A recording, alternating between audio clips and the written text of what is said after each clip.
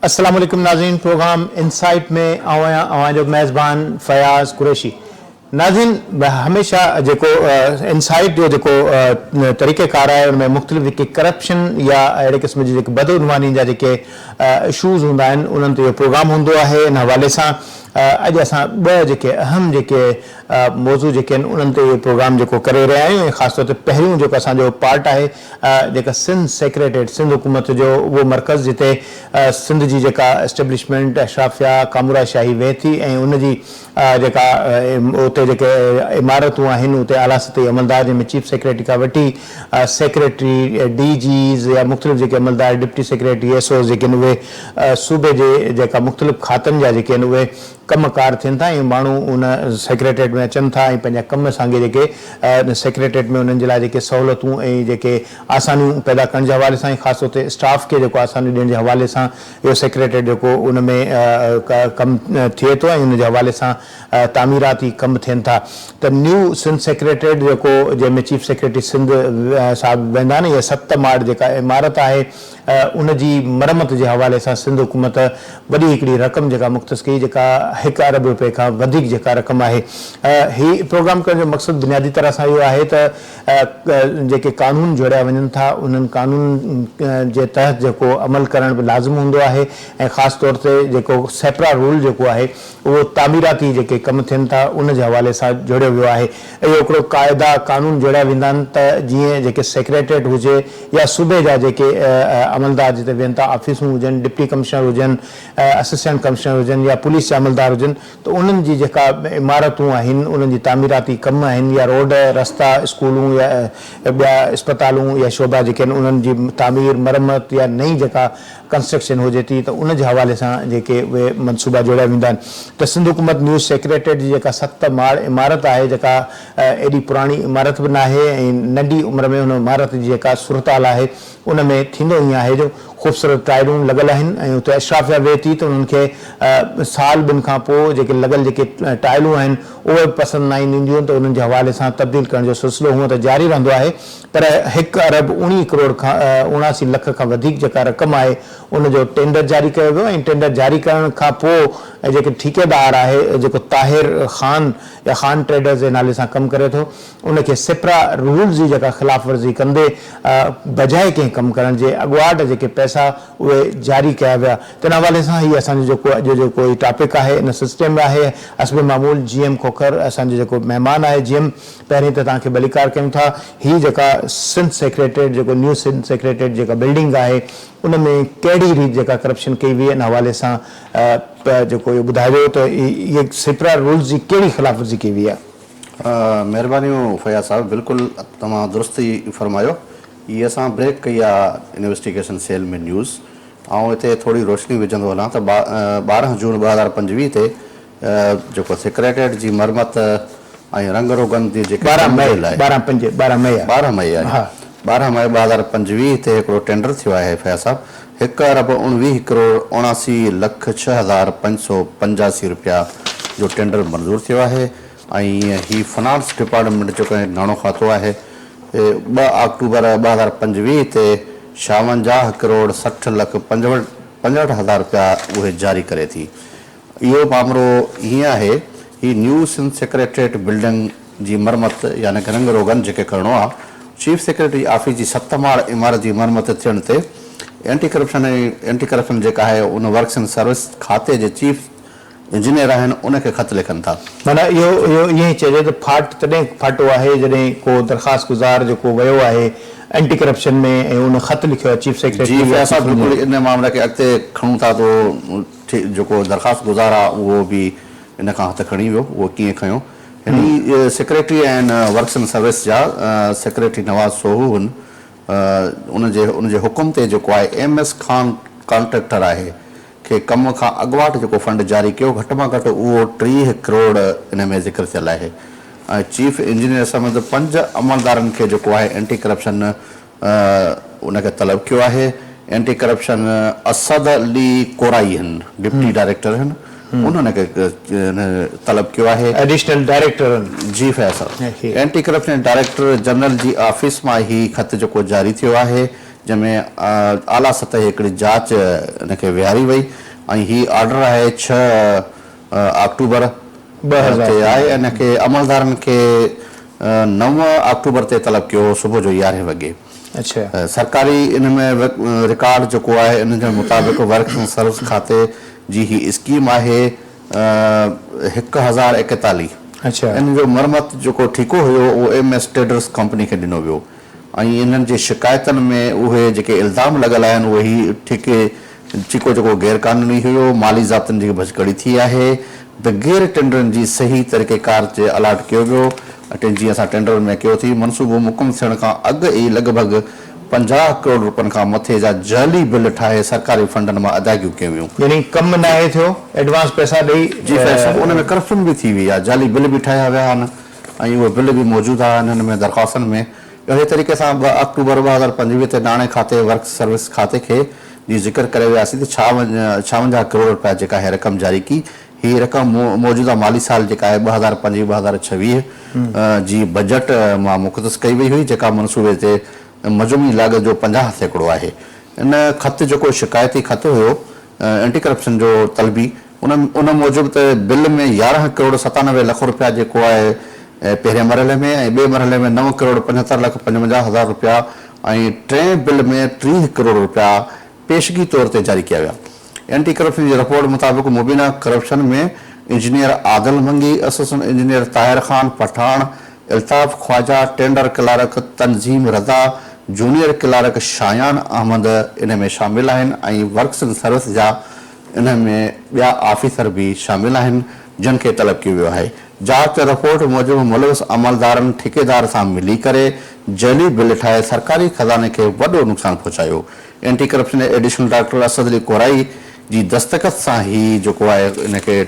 ख़त जेको आहे जारी कयो वियो। अहिड़े तरीक़े सां chief engineer building works and services department Karachi खे इहो ख़त जारी कयो वियो। जी फयाज़ साहब, ऐं हिन सां गॾु जेको एंटी करप्शन में आहे त हू हेठियां जेके अहम दस्तावेज़ एंटी करप्शन इन खां तलब कया हुआ जिन में माली साल 2024-25 ऐं 25-26 जा बजट तफ़सील गॾु खणी अचण ऐं अख़बार में शाया थियल जेका NIT हूंदो आहे टेंडर नोटिस जो उन जूं कापियूं तलब कयूं वियूं। स्कीम जी रिपोर्ट, तरक़ियाती अदायगी शीट, अदायगियुनि जो फंड रिलीज़ मुकमल तफ़सील तलब कया विया। ख़त में चिताव ॾिनो वियो हो त हुकूमत अमल न करण ऐं भॼकड़ी जी सूरत में ॾोह तसुरु कयो वेंदो ऐं लापरवाही कंदड़ ऑफिसरनि खे जेको कानूनी जेके कदम खयां वेंदा। अच्छा, सम्झो था ही चीफ सेक्रेटरी ऐं सेक्रेटरी सतह जो जेको हिकिड़ो आला सतही मामिलो हुजे हुते हिकिड़ो एडिशनल डायरेक्टर एंटी करप्शन उहो एतिरो पावर रखंदो इन दरख़्वास्त ते उन्हनि खे तलब करे या जेके तव्हां इन में ज़िक्र बि कयो आहे हिन में लिखियल बि आहिनि। Briefly it is the allegedly by the complaints in his complaint that the work services department approved a scheme, namely renovation of the Sin Sacred building Karachi. This scheme was issued work order wide number 1041 dated 24/5/2025 allotted to MS Khan Traders Company. In में नाला भी लिखियल आहिनि, Altaf Khwaja SC and others of officers of work services department Karachi. Moreover, Tazleem Raza, tender clerk, and Shayan junior clerk are also involved in this fraud. जी फैसा बिल्कुल जी तव्हां कानून जी ॻाल्हि कई, रूल्स जी ॻाल्हि कई ते 1991 1993 जो रूल्स आहिनि उन मुताबिक़ ही अख़्तियार रखनि था दरख़्वास्त ॾींदड़ जी रोशनी में ऐं जॾहिं सबूत मुकमल हुजनि उन जी जांच पड़ताल थींदी आहे उन खां पोइ ही नोटिस कढंदा आहिनि ऐं ही जेका करप्शन थी आहे त इहा बिल्कुलु थी आहे। ऐं हैरत जहिड़ी मां तव्हांखे ॻाल्हि कयां त हिते लियाकत राजपर आहिनि दरख़्वास्त ॾींदड़, उहो 8 तारीख़ जेको आहे असां ब्रेक कई हुईसीं ऐं उन सुबुह जो वञी उन एंटी करप्शन में हलफ़नामो जमा करायो त मां दरख़्वास्त वापसि थो वठां ऐं हुन ॾाढा इलाज़ कया। उन सां डिप्टी डायरेक्टर हिन असद अली जेके कोराई साहिब आहिनि उन सां मुंहिंजी ॻाल्हि ॿोल थी आहे त उन तस्दीक कई आहे त एफिडेविट लियाकत अली राजपर मूं वटि जमा करायो वियो आहे जंहिंमें उन जेके इहा दरख़्वास्त पंहिंजी वापसि वरिती आहे ऐं ही मामिलो हिते आहे। जॾहिं आउं हुनखे कॉल थो कयां त हू चए थो त आउं ॿाहिरि आहियां, मां नथो मिली सघां। अच्छा ठीकु आहे, तो इन राइट आहे दरख़्वास्त दाख़िल करे दरख़्वास्त वापसि वठे, इन राइट उन ॻाल्हि तां ज़ाहिर आहे असां हुनजे हक़ खां दस्तबरदार नथा थी सघूं, पर बुनियादी तरह सां थींदो ईअं आहे जॾहिं को अक्यूज़ माण्हू हूंदो आहे उन ख़िलाफ़ को जेको माण्हू दरख़्वास्त ॾींदो आहे अदालतुनि में या एंटी करप्शन में, उहे 2 कम कंदा आहिनि। हिकिड़ो त जेन्युइनली उहो माण्हू मुतासिर हूंदो आहे या महसूसु कंदो आहे त ज़्यादती थी रही आहे, सरकार जो जेको नाणो आहे उहो करप्ट माण्हू जेके करप्शन करे रहिया आहिनि। ॿियो वरी इन कम खे पॉज़ करे फ़ाइदो वठंदे जहिड़ी तरह सां एफिडेविट दाख़िल कयो वियो, उन में 2 ऑप्शन थी सघंदा। हिकिड़ो त या त डिॼारियो वियो हुनखे या हुन पैसा वरिता आहिनि। अहिड़े क़िस्म जी का ख़बरचार का अहिड़ी का मालूमात मिली आहे त वाक़ई लियाकत साहब जेको आहे उन जेको संदरो ॿधो हुयो, हिमत बि जली अथई, को राब्तो जीअं तव्हांखे चई त ॿाहिरि अची नथो सघे। जी बिल्कुलु फैज़ साहब, मुंहिंजी लियाकत राजपर सां बि ॻाल्हि ॿोल थी ऐं जॾहिं मां इहा न्यूज़ ब्रेक कई त उन सां मूं ॻाल्हि ॿोल कई हुई। माना बिफोर न्यूज़ इन्वेस्टिगेशन। जी हाँ बिल्कुलु, काल मुंहिंजी हुन सां ॻाल्हि ॿोल थी आहे, मूं हुन सां ज़िक्र कयो, पर हुन जेके हिननि तरदीद कई आहे त मूं दरख़्वास्त वापसि न वरिती आहे ऐं मूंसां गॾु जेके 2 ॼणा ॿिया हुया दरख़्वास्त में शामिलु, उन्हनि दरख़्वास्त वापसि वरिती आहे। पर इन जी वरी तरदीद कई आहे एंटी करप्शन जे ड्यूटी डायरेक्टर। हुन चयो आहे त इन जी सही सां मूं वटि एफिडेविट मौजूदु आहे, लियाकत राजपर साहब आहिनि। हाणे हिन में केतिरी सचाई आहे। बाक़ी जेका तव्हां ॿी ॻाल्हि कई फैज़ साहब, त एंटी करप्शन में हिकिड़े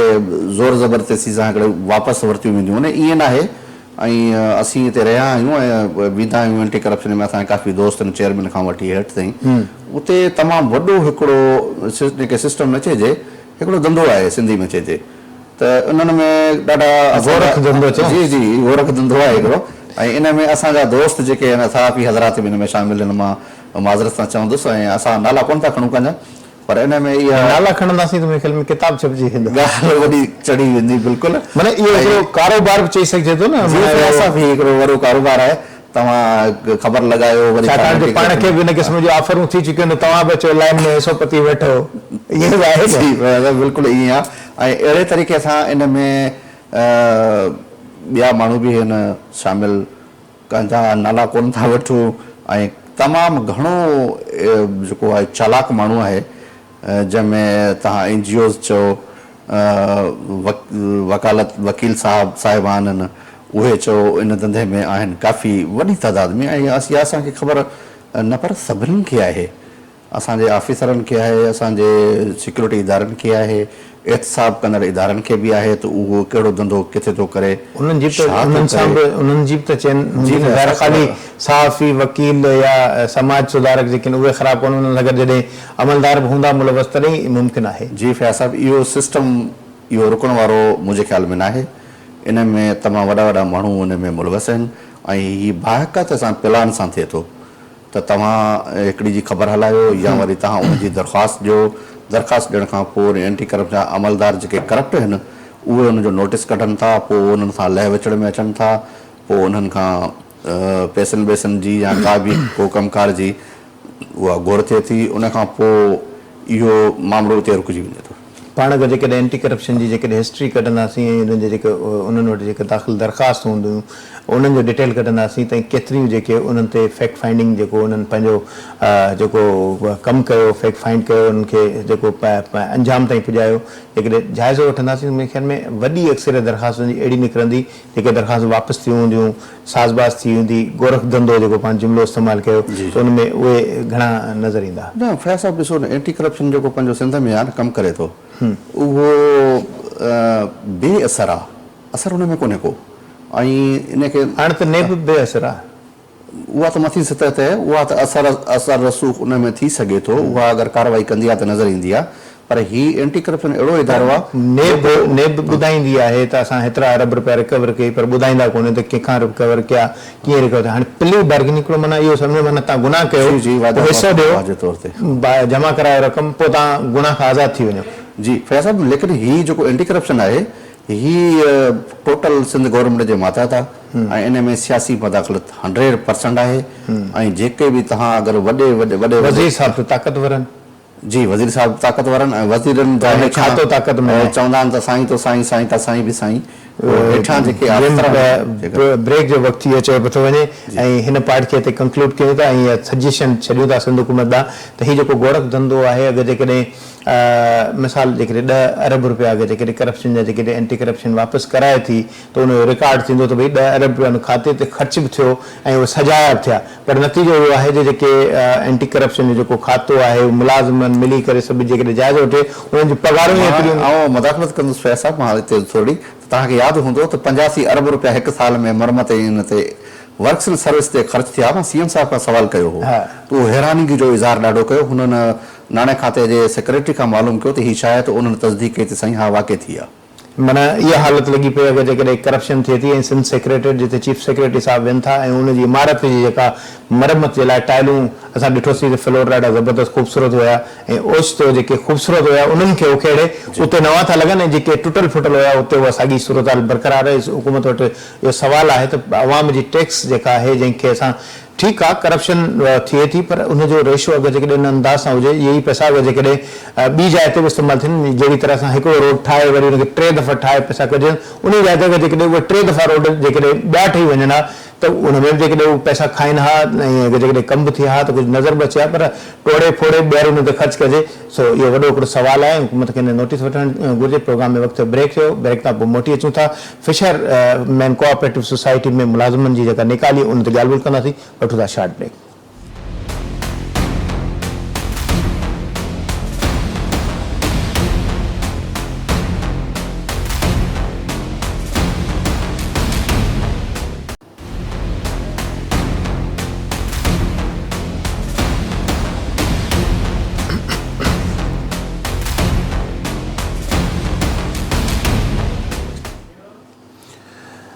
इनसाइड में ॿाहिरि भलीकार वक़फ़े ते वञण खां अॻु में मूं इहो ज़िक्र ते कयो त ॿियो पार्ट असांजो जेको हूंदो फिशरमैन कोऑपरेटिव सोसाइटी में हूंदो ऐं जॾहिं फिशरमैन कोऑपरेटिव सोसाइटी में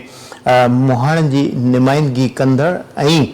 औरत जेका चेयरपर्सन जी जेका चूंड थी त उते ज़ाहिर आहे पीपल्स पार्टी जी क़यादत इन फ़ैसिले खे साराहियो वियो ऐं असां ॿुधायो त पीपल्स पार्टी जी क़यादत अहिड़ा मुनफ़रद फ़ैसिला कंदी आहे जिन खे अवाम में पज़ीराई मिलंदी आहे ऐं ख़ासि तौर ते उहे माण्हू जेके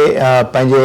ख़ासि जेको शोबो आहे उन में अगरि जेकॾहिं ॾुखियायूं बर्दाश्त करे तकलीफ़ूं बर्दाश्त करे जॾहिं अॻिते अचनि था त उन्हनि मां चङाई जी ऐं बहितर नतीजनि जी जेका उमेदु आहे उहा ज़ाहिर हूंदी आहे समूरनि तबिकनि जी, उन्हनि माण्हुनि जी जेके उन शोबे सां लाॻापियल हूंदा आहिनि। त फिशरमैन कोऑपरेटिव सोसाइटी में गुज़िरियल महीननि जॾहिं चूंड थी त जेके मुलाज़िम हुया या जेके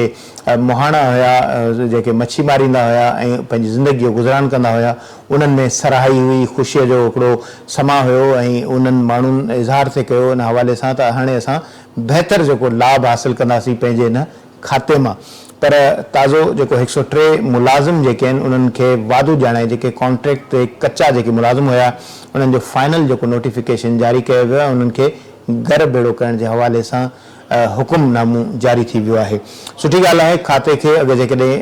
बहितर कजे थो, पेरनि ते बीहारिजे थो, इज़ाफ़ी माली जेकॾहिं बोझ आहे त उनखे ख़तमु करण जे हवाले सां क़दम खया वञनि था त उनखे बहितर सम्झो वञे थो। पर पाकिस्तान पीपल्स पार्टी जी इहा दावा रही आहे त असां माण्हुनि खे रोज़गार ॾींदा आहियूं ऐं रोज़गार फुरींदा न आहियूं। कराची में अगरि जेकॾहिं नालनि जे किनारनि ते घर टुटनि था त अदालती हुकुम ते हज़ारे घर जेके टुटनि था त उन मुतासिरनि खे प्लाट या मिल्कियतूं या उन्हनि घरनि ठाहिण जे हवाले सां पैसा ॾियण जे हवाले सां फार्मूलो तय थिए थो ऐं अदालतुनि जे हुकुम ते उन ते अमल जो आगाज़ बि थिए थो। ज़ाहिर आहे शहर आहे कराची ऐं उन में हज़ारनि जी तइदाद में न लखनि जी तइदाद में ॿियनि सूबनि खां ॿियनि मुल्कनि खां माण्हू बि अचनि था। अहिड़ी तरह सां जेकॾहिं माहीगिरी जो जेकॾहिं शोबो आहे त उन में बि अगरि जेकॾहिं को माण्हू बेरोज़गार थिए थो त ॾुख थिए थो ऐं पर जिते भलाई जी ॻाल्हि आहे, बहितरी जी ॻाल्हि आहे, उनखे साराहिजे थो। पर उनजे अगेंस्ट में अगरि जेकॾहिं हिकिड़ा नंढा मुलाज़िम कढी उन जाइ ते वॾी जेका पैसनि ते पघारनि ते मुलाज़िम रखजनि त उन में हिकिड़ी ॻणती ऐं तशवीश वारी जेका सूरत हाल पैदा थिए थी ऐं इन खां पोइ उहे मुलाज़िम जेके मुतासिर थियनि था उहे एहतिजाज जो रस्तो बि अख़्तियार कनि था। जीअं इन ते तव्हां हिकिड़ी रिपोर्ट बि हलाई हुई ऐं पाण कोशिशि कयूं था इन हवाले सां राब्तो बि कयूं, अॻूणो मैनेजर शौकत अली कच्छी साहब उन सां बि राब्तो कयूं। छा इहा दास्तान आहे इन हवाले सां पहिरीं ॿुधायो त पाण शौकत साहब खे लाइन ते वठूं। जी महिरबानी फैज़ साहब, बिल्कुलु हीअ फिशरमैन कोऑपरेटिव सोसाइटी आहिनि, इन्हनि में अगरि ब्रेक कंदासीं तमामु वक़्तु घणो लॻी वेंदो। फ़िलहालु भुटो ज़रदारी तरफ़ां जेको आहे मुक़ररु कल चेयरपर्सन फ़ातिमा मजीद साहिबा आई ऐं गुज़िरियल सेप्टेंबर में 15 सेप्टेंबर में हिकिड़ो ऑर्डर जारी कयो हुयो न त असीं कॉन्ट्रैक्ट मुलाज़िम खे फ़ारिग़ था कयूं ऐं उहो बोझ सम्झो वियो उन जे मथां ऐं उन्हनि जो जेको उनखे डेडलाइन ॾिनी वई हुई उहा 15 अक्टूबर हुई जेका 3 ॾींहं ख़तमु थी वई आहे ऐं 15 अक्टूबर ते हिकिड़ो नोटिफिकेशन आहे असां वटि पियो आहे उहो जारी कयो वियो ऐं उन में टोटल जेके डिपार्टमेंट सभिनीनि में जेके बि मुक़ररु हुन कॉन्ट्रैक्ट ते उन्हनि खे हतमी तौर ते जेको आहे उनखे ख़तमु घर भेड़ो कयो वियो आहे हीअ कॉन्ट्रैक्ट ऑर्डर आहे ऐं इन खां पोइ हीअ सूरत हाल जेका आहे हिन वक़्तु नओं रुख अख़्तियार करे वियो आहे फैसला हिते मां ज़िक्र कंदो आहियां मैनेजर नसीर यासीन हे अब्दुल बरिद जे दौर में हिनखे आंदो वियो मुल्तान सां हिन जो तालुक़ु आहे असां अॻु में बि ज़िक्र करे चुका आहियूं हू अदालत मां स्टे ऑर्डर वठी आयो आहे ऐं स्टे ऑर्डर वठण खां पोइ हुन हिकिड़ो नोटिफिकेशन यासीन साहब खे बि निकाली ॾिनी वई ऐं उन जी सही सां उन्हनि मुलाज़िमनि खे बि निकाली ॾिनी वई जी फैसला यासीन जी सही सां मुलाज़िम खे निकाले ॾिनी वई हाणे वरी का ॿिए फोकल पर्सन उन जो ज़िक्र कंदासीं हीअ उन स्टे जे दौरान 9 तारीख़ 9 अक्टूबर 2025 ते हुन पंहिंजा अख़्तियार जेके आहिनि इस्तेमालु कंदे उन 15 सेप्टेंबर वारो जेको कॉन्ट्रैक्ट मुलाज़िम खे बरतरफ़ी वारो जेको नोटिस हो उनखे इनखे वापसि वरितो ऐं इनखे बहाल कयो वियो आहे हीअ मूं वटि नोटिफिकेशन आहे उन जो इनखे हीअ क़ाबिल क़बूल नथो सम्झियो वञे FCS चेयरपर्सन तरफ़ां ऐं लिफ्ट ई न करायो वियो आहे इनखे ऐं हीअ इन जो चवणु आहे मुंहिंजी ॻाल्हि ॿोल थी आहे यासीन सां हिन जो चवणु आहे जी नसीर यासीन आहे इन जो चवणु आहे त आउं जेको आहे इन टाइम स्टे वठी वेठो आहियां ऐं मैनेजर आउं आहियां ऐं मां निकितो न आहियां मूं हिन नोटिफिकेशन खे रद्द करे छॾियो आहे अदालत उनखे स्टे जारी कयो जी 3 तारीख़ ते हुनजी ॿुधणी आहे हुनजो इहो ई चवणु आहे त मां उन में मौजूदु आहियां इन खां अलावा जीअं जेकॾहिं फैसला बि इन में हलंदासीं त हाणे हिकिड़ो उते मुक़ररु थियो आहे ॾिसो 103 कॉन्ट्रैक्ट मुलाज़िम आहिनि इन्हनि में मलाह बिरादरी जा बचड़ा हूंदा ऐं ज़ाहिरी तौर आहे इन में 12 माण्हू बि हूंदा सूबे खां ॿाहिरि जा माण्हू बि हूंदा बोगस बि हूंदा ऐं ऑफिसरनि जा ॿार बच्चा जेके बॉक्स जंहिंखे चऊं न्याणी पुट रखंदा आहिनि ऐं काफ़ी इहो कराची में सिस्टम घणो हले पियो ऐं इन में FCS में बि आहे मूंखे काफ़ी हद ताईं ख़बर आहे पाण खे अॻूणो जेको मैनेजर आहे शौकत अली कच्छी साहिब जेके रिटायर थिया आहिनि उन्हनि जॉइन कयो आहे टेलीफोन लाइन ते अस्सलाम वालेकुम शौकत साहब जी वालेकुम सलाम शौकत साहब तव्हां FCS में रहिया आहियो ऐं ज़ाहिर आहे हाणे तव्हां रिटायर थी आहियो FCS में जेका सूरत हाल आहे छा सम्झो था छा तव्हांखे नज़र अचे थो हिन वक़्तु जेको माहौल जुड़े पियो 103 जेके मुलाज़िम आहिनि उन्हनि खे जेको फ़ारिग़ कयो वियो आहे ऐं वधीक बि इहो ॿुधण थो अचे त मुलाज़िम जेके आहिनि उन्हनि खे फ़ारिग़ करण जे हवाले सां हिकमत अमली जोड़ी थी पई वञे नसीर यासीन साहिब जो पाण ज़िक्र कयो उन जे सही सां इन्हनि माण्हुनि खे कढियो वियो ऐं हुन जॾहिं नोटिफिकेशन ते हुन सही कयो त उन खां पोइ ॿिए ॾींहं ते मुंहिंजे ख़्याल में GM खोखर साहिब असां सां गॾु मौजूदु आहिनि स्टूडियो में उन्हनि खे GM फ़ारूक छा थो चवे फ़ारूक कयो उन सवाल हवाले सां असांखे ॿुधाईंदो त कानून छा थो चए या जेका सूरत हाल जेका पैदा थिए पई बेचैनी बि आहे ज़ाहिर आहे हिकिड़े पासे जिते चयो थो वञे त माली बोझ घटि थो कयो वञे ॿिए पासे वरी महांगी पघार ते ॿिया मुलाज़िम बि रखिया पिया था वञनि sir thank U very much वो मूंखे कॉल कया मां अदा हिन इदारे खे तक़रीबन पंहिंजी ज़िंदगी जा 34 साल ॾिनो आहे सही मां मैनेजर 2017 में बाई बोर्ड थियो हुओसीं बोर्ड मूंखे मुक़ररु कई हुई एज़ अ मैनेजर FCS ठीकु आहे 2024 जून में मां जेको आहे इदारे खे ख़ैराबाद करे हलियो वियोसीं कुझु पंहिंजी कुझु सिहत जे करे फिज़िकली कंडीशन जे करे कुझु इश्यूज़ हुआ हिन जे करे त मां जेको आहे 1 साल थियो तक़रीबन रिटायर थी वियो आहियां हाणे साईं पहिरियों त इहा कि कॉन्ट्रेक्चुअल एम्प्लॉइज़ जेको आहिनि हुननि जे फैक्ट एंड फिगर ते वञणो पवंदो कि जॾहिं लास्ट ईयर कॉन्ट्रेक्चुअल एम्प्लॉय रखिया हुया त छा इदारे खे ज़रूरत हुई पहिरियों सवाल त इहा छा इदारे जी रिपोजिशन हुई कि असांखे केतिरी एम्प्लॉयमेंट जी ज़रूरत आहे असांखे पोस्ट क्रिएट थी वञनि मथे एम्प्लॉय कॉन्ट्रेक्ट ते हायर करणा आहिनि अगरि चे हुन वक़्तु बोर्ड कोन हो सिर्फ़ु हिकिड़ो इलेक्शन अफ़सर आयो हो जंहिंजो कमु हो सिर्फ़ु इलेक्शन करणु ऐं बोर्ड कॉन्स्टिट्यूट करे मामला जेको है डाइवर्ट करे बोर्ड के ठीक है जी वो थियो कोर्ट मैटर हुआ इलेक्शन प्रोसीडिंग कीअं थी कीअं न थी वॾो हिकिड़ो इशू आहे कंटेम्प्ट इंशाल्लाह वॾी हिकिड़ो प्रोग्राम कंदासीं अवां सां हाणे अवां मुंहिंजो सवाल कया कॉन्ट्रेक्चुअल एम्प्लॉय तो कॉन्ट्रेक्चुअल एम्प्लॉयज जी अगर नीड हुई इदारे के तो हायरिंग जो है पॉजिटिव है। अगर इदारे के नीड कोन without any requisition without any requirements अगर उनके हायर कयो हो तो हूं सवाबी भी इख्तियार ते कयो हो।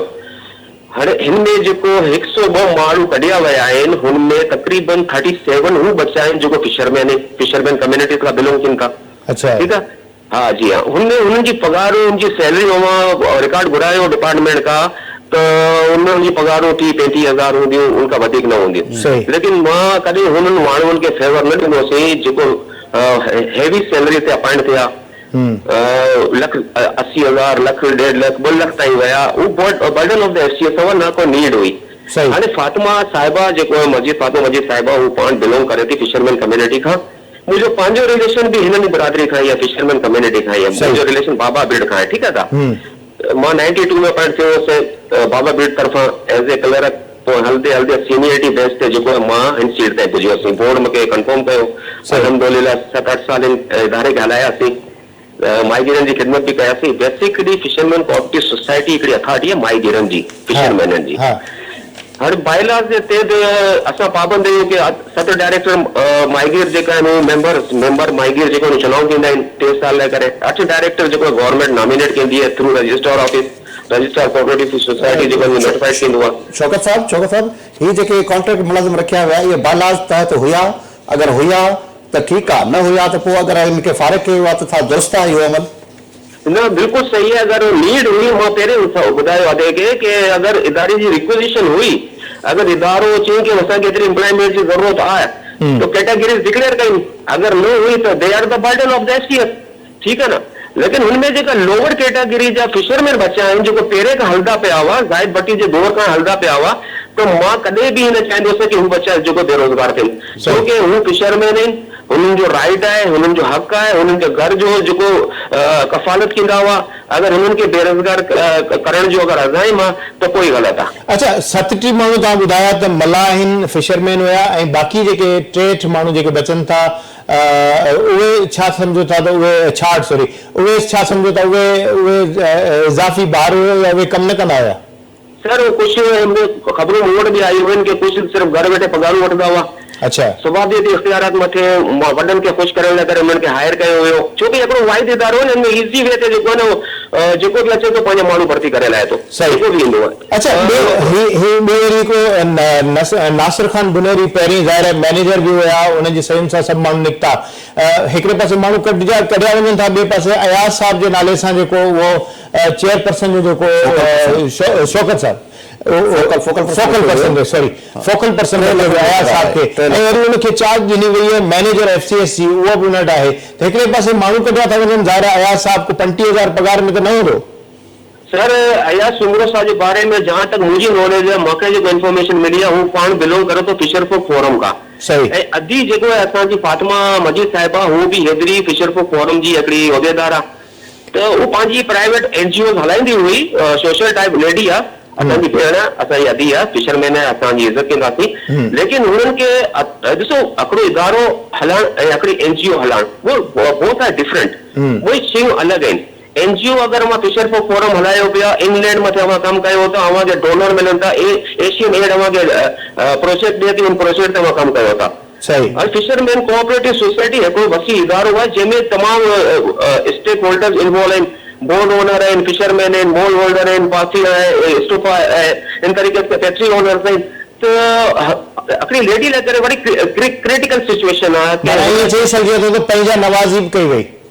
जी बिल्कुल। हाँ अगर अयाज़ अली सुमरो साहब ही इज द नॉन फिशरमैन भी कौन है, he is the salaried employ of fisherfolk forum. ठीक है, उनके अगर एतरी वडी सीट ते खणी अचण जंहिंखे हाउ न ख़बर है, ABCD ख़बर कोन है FCS जी, ऐं जेका एडवाइज़र आहिनि मोहतरमा जा, जेका असांजी अदी जा एडवाइज़र आहिनि, हाणे अदी खे बि थोरो सोचणो पवंदो कि अवां जिन सीट ते वेठा आहियो, अवां अगर कंहिंजे चोण मथे पंहिंजो ज़हन इस्तेमाल किए बगैर अगर अवां हुननि जे चोण मथे, हुननि एडवाइज़र जे चोण मथे स्टेप वठो था त जवाब ॾिए त अवां आहियो न था। सही। अब जवाब ॾिए त हुननि खे ॾियणो आहे। त पहिरें पंहिंजे ब्रेन खे जेको आहे शौकत साहब छा हिनखे क़ाइदा ऐं कानून में पूरा कया विया आहिनि हिन जी मुक़ररी में? सर ये तो बोर्ड ऑफ FCS जो है बोर्ड ऑफ डायरेक्टर्स हू जवाब ॾियनि, अगर उन्हनि खां परमिशन वठी वई आहे ऐं हू उनखे अप्रूवल ॾिना आहिनि त पोइ त सही आहे, ऐं अगर बोर्ड जी अप्रूवल न वठी वई आहे तो पोइ ही पोस्टिंग जेको आहे ही बि ग़लति आहे। अच्छा सही। अच्छा हिकिड़े पासे ज़ाहिर चयो वञे थो त इदारे जो जेको ढांचो आहे माली बोझ जे करे जेको मफ़लूज थी रहियो उनजी आमदनी में बि इज़ाफ़े हवाले सां कोशिशूं कयूं पियूं थी वञनि, त ॿिए पासे अगरि जेके अहिड़ी तरह सां माण्हू जेके रखनि, ज़ाहिर अयाज़ अली सुमरो साहिबु रखियो वियो आहे, ख़ाली इहो हिकिड़ो रहंदो, ॿिया बि माण्हू रखिया विया आहिनि में, त इहा जेका मुक़ररी जेका आहे उहा हिकिड़े पासे मुक़ररी आहे, ॿिए पासे नेकाली आहे, त इहो डिसबैलेंस जेको आहे इहो सम्झो था त मुनासिबु रहंदो मुस्तक़बिल में, ऐं मुलाज़िमनि जे हवाले सां बि इहा ॻणती वारी सूरत पैदा पई थिए, हिकिड़ी ख़ौफ़ वारी बि आहे त शायदि वरी असांखे जेके ॿिया आहिनि उहे बि कढूं, ऐं जेके नेकाली ॾिनी वई आहे उहो प्रोटेस्ट जे हवाले सां बि उन्हनि जी बि हिकिड़ी राय साम्हूं अचे पई। सर ॾिसो, अगरि कोई लोअर स्टाफ आहे न, अगर सपोज के असांखे नीड है मेंटेनेंस स्टाफ जी, असांखे नीड है मार्केट स्टाफ जी, असांखे नीड है वॉच एंड वार्ड स्टाफ जी, अगर लोअर कैटेगरी जा स्टाफ अगर असां अपॉइंट कयूं था त हू असां वटि बर्डन न हूंदा आहिनि। बर्डन हू हूंदा आहिनि जेका ह्यूज सैलरी में अपॉइंट थींदा आहिनि, हू कॉम्बिनेशन। जी जी ठीकु आहे। ॿियो ही सीट अहिड़ी आहे, हिन सीट मथे मां माज़ी जी प्रैक्टिस ॾिसी आहियो, मैनेजर एसटीएस हमेशह हू शख़्स थींदो आहे कि जेको सीनियर हूंदो आहे, जंहिं वटि एक्सपर्टीज हूंदी आहे, जंहिंखे तमामु शयुनि जी मालूमात हूंदी आहे। तो मां भी तकरीबन 25 साल सर्विस का पोइ जॾहिं मां सीट ते आयोसीं 25-26 सर्विस का, तो मां बॉटम टू टॉप आयोसीं। शौकत साहब आख़िरी तव्हांखे पुछंदोसांव त ही जेका नंढा मुलाज़िम जेके कढिया विया आहिनि, इन जे 30-40 हज़ार रुपया सैलरी आहे, इन जे मुक़ाबले जी फोकल पर्सन खे 3 लाख रुपया ॾिना विया आहिनि, ऐं सोआ मच्छी में 2.5 अरब रुपयनि जी करप्शन थी, अहिड़े तरीक़े सां करप्शन थी आहे। छा इहो बहितर न आहे त तव्हां नंढनि मुलाज़िमनि कढण जे बजाए पंहिंजी करप्शन खे ख़तमु कयो या अहिड़नि मुलाज़िमनि खे न आणियो? सर लम्हे फिक्री आहे, तव्हां मुंहिंजा सुठो सवाल कया आहियो कि जीएम कोकर साहब खे बि ख़बर आहे कि इंक्वायरी कंडक्ट कई हुई थ्रू हाई कोर्ट नाज़िर। ठीकु आहे, ही इंक्वायरी राय ॾिठईं भट्टी साहब एडमिनिस्ट्रेटर, वो कमेटी कॉन्स्टिट्यूट कई, उन कमेटी में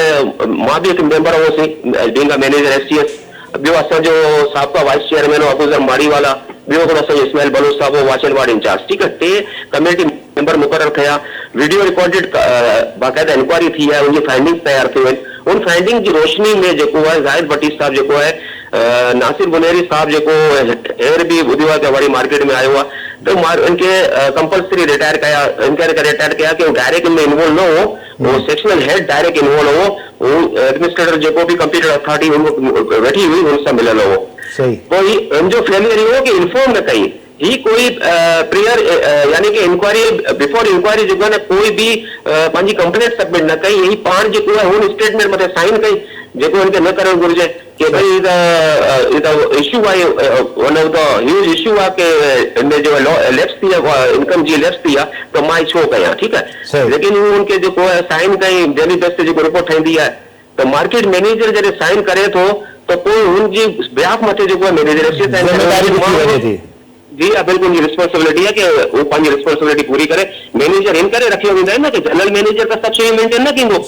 जनरल मैनेजर त जेका बि ऑर्डर्स हूंदा आहिनि वो डाइवर्ट कंदो कंसर्न डिपार्टमेंट खे कि अमाउंट खे फुलफिल कयो। तो कोई ई फेलियर हो, हिन वजह से वो इनके जेको कंपल्सरी रिटायर कया त फाइंडिंग सॼी असां नाज़िर हाई कोर्ट खे मोकिलिया। अच्छा, नाज़िर हाई कोर्ट भी जेको आहे असांजी फाइंडिंग खे एक्सेप्ट कई, हुन मथे असांखे कोई फर्दर कोई ऑब्जेक्शन न आई। ठीकु आहे, इनके जॾहिं रिटायर कंपल्सरी रिटायरमेंट जो चेक जॾहिं नाज़िर हाई कोर्ट वठवायो तो नाज़िर हाई कोर्ट अगर गलत हो तो उनके ऑब्जेक्शन आणनो हो। ठीक है, वो ऑब्जेक्शन ना आई, उनजो कंपल्सरी रिटायरमेंट जो चेक हुओ वो साइन करे लाथी। सही, ठीक, मतलब पहले पाण जेको अच्छा पंहिंजी जेको बाद में जेको इलेक्शन कराइण आया हू इनके जेको रजिस्टर्ड कया। सही सही, ठीक है, वरी महिरबानी शौकत साहब, टाइम असल में प्रोग्राम में महदूद आहे, न त अञा वधीक हिन मामले ते ॻाल्हाए सघिजे थो, पर ज़ाहिर ॿिए कंहिं प्रोग्राम में वरी पाण हिन मामले ते राब्तो कंदासीं तव्हां सां, ऐं तव्हांजी ॼाण मां असां फ़ाइदो वठंदासीं। वॾी महिरबानी तव्हांजी। जीअं प्रोग्राम जो वक़्तु बाक़ी आख़िरी हिकिड़ो मिंट रहिजी वियो आहे, छा सम्झो था त हीअ हेॾी सारी जेका सूरत हाल हिन खां पोइ हाणे छा एक्सपेक्ट कयो था, त हाणे छा थियणु वञी रहियो आहे, कहिड़ा नतीजा हिन मामले जा साम्हूं ईंदा? जी फैज़ साहब, बिल्कुलु मामिलो पंहिंजे सिंधी में चवंदा आहियूं त ॾाढो गंभीर आहे,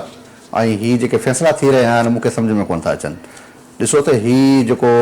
एडवाइज़र खे मुक़ररु कयो वियो आहे अयाज़ उमरे खे, इहा जेसिताईं मूंखे ख़बर पई आहे त इहो बोर्ड खां मंज़ूरी नाहे वरितल।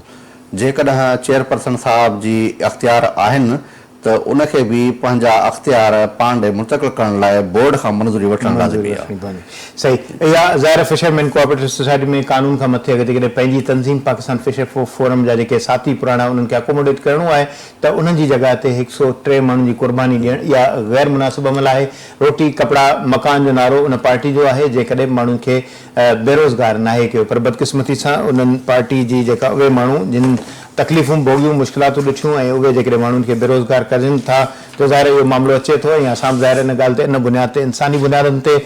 बि इन ॻाल्हि ते सम्झूं था त अहिड़े क़िस्म जो मामिलो जिते पंहिंजा नवाज़ी कजे ऐं उते ग़रीबनि खे बेरोज़गार कजे त इहा बदतरीन ज़्यादती हूंदी। ज़ाहिर ईंदड़ ॾींहंनि में ज़ाहिर खाते खे या को सोसाइटी खे पंहिंजे पेरनि ते बीहारण वारो जेको फ़ैसिलो आहे उन ते दाग़ लॻंदा, उन ते घटि में घटि क़यादत खे ऐं चेयरपर्सन खे बि सोचणु घुरिजे त अहिड़े क़िस्म जा ॿिया मामला जेके उहे अॻिते न अचनि। प्रोग्राम जो वक़्तु पुॼाणी त पतो, इजाज़त ॾींदा अलाह भाई।